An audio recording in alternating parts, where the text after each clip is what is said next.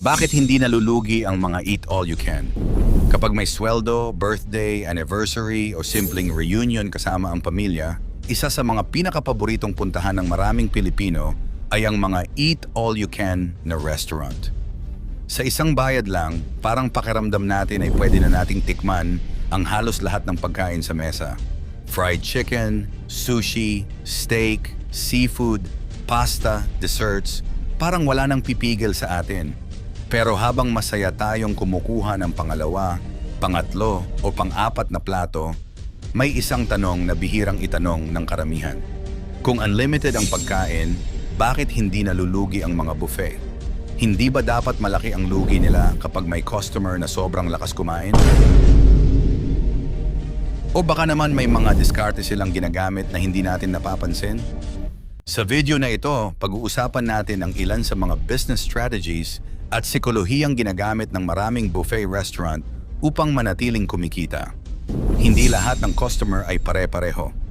Isa sa pinakamahalagang sikreto ng buffet ay hindi sila kumikita dahil sa iisang customer.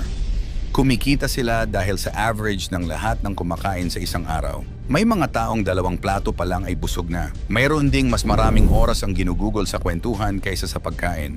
At mayroon ding customer na puro desserts lang ang gusto. Oo, may ilan talagang malalakas kumain. Pero mas marami ang hindi nakakaubos ng pagkain na katumbas ng halaga ng kanilang binayad. Kaya sa kabuuan, nananatiling kumikita ang restaurant. May dahilan kung bakit ganito ang ayos ng buffet. Napansin mo bang kadalasan, ang unang makikita mo ay kanin, pasta, noodles, tinapay, at iba pang pagkaing mataas sa carbohydrates? Hindi ito basta simpleng pag-aayos lamang. Ang mga pagkaing ito ang pinakamabilis magbigay ng pakiramdam ng kabusugan.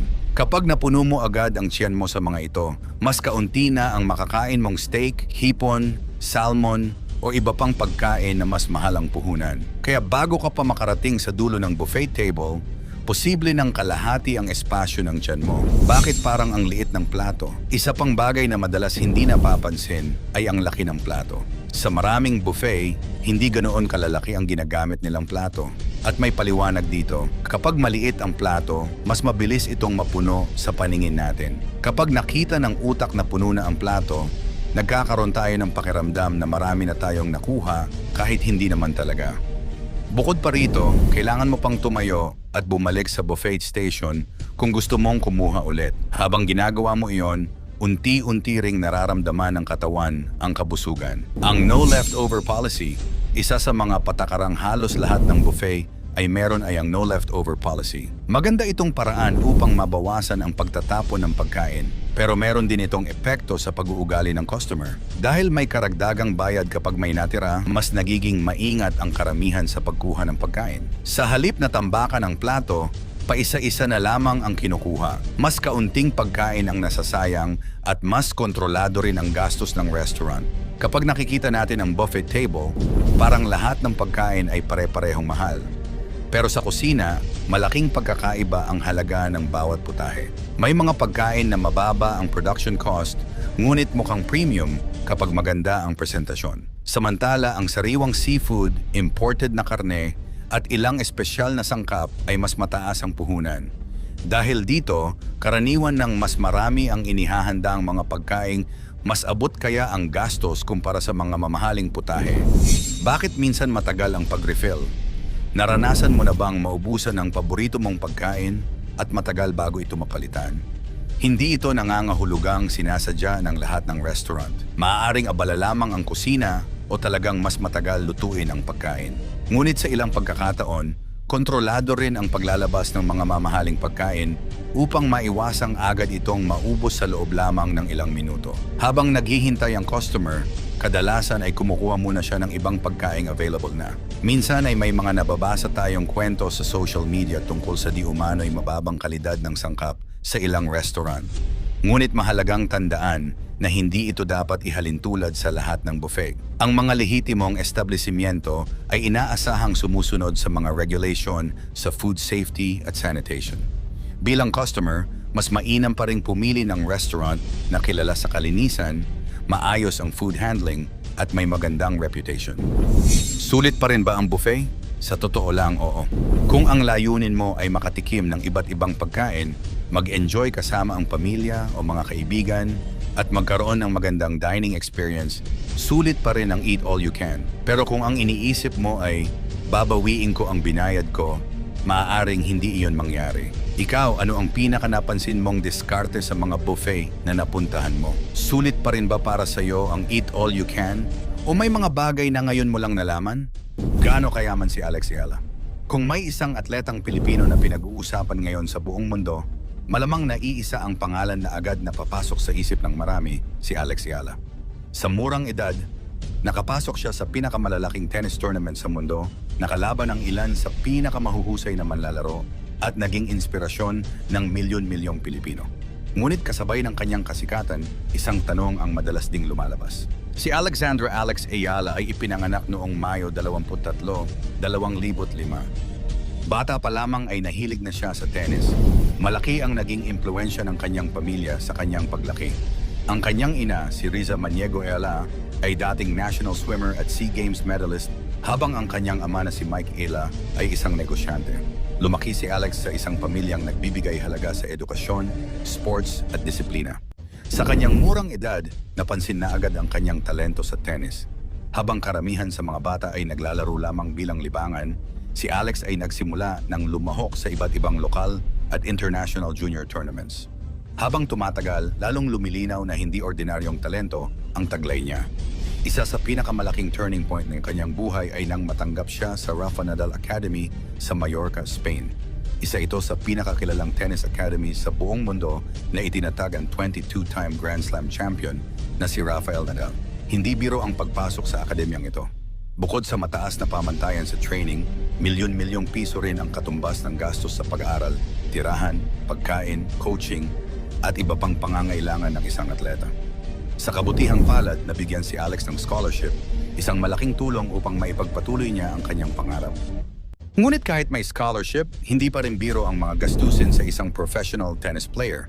May mga gastusin sa paglalakbay, hotel, pagkain, kagamitan, physical therapy, fitness training at coaching.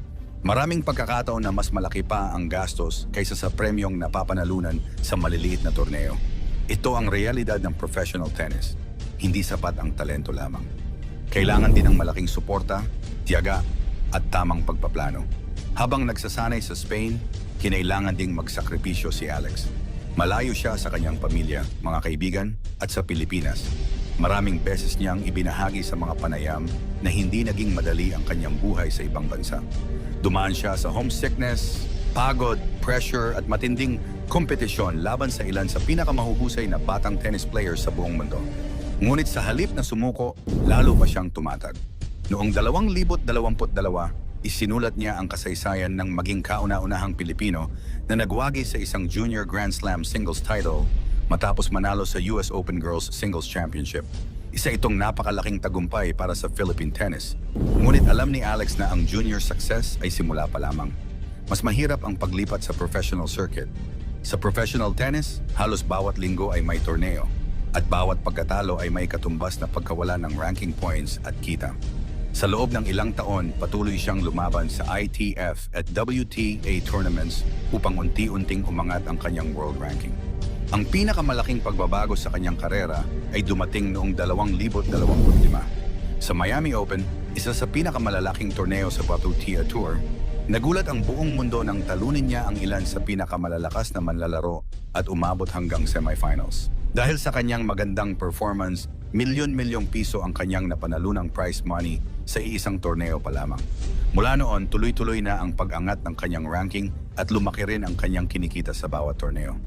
Bukod sa prize money, nadagdagan din ang kanyang endorsements, kabilang sa kanyang mga sponsor ang Nike para sa kanyang sports apparel at Babolat para sa kanyang tennis racket at iba pang kagamitan. Sa mundo ng professional sports, malaking bahagi ng kita ng isang atleta ang nanggagaling sa sponsorships, advertising at commercial partnerships. Gayunpaman, mahalagang tandaan na ang prize money na inaanunsyo sa mga torneo ay hindi pa netong kita. May mga kaltas pa rito tulad ng buwis, bayad sa coaching staff, trainer, physiotherapist, travel expenses, accommodation, at iba pang gastusin sa buong taon. Sa kabila nito, malinaw na isa na si Alex sa mga pinakamatagumpay na atletang Pilipino sa kasalukuyan.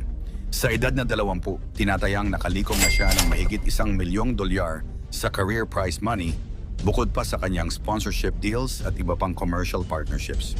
Ngunit kung tutuusin, hindi pera ang pinakamalaking tagumpay ni Alex Ayala.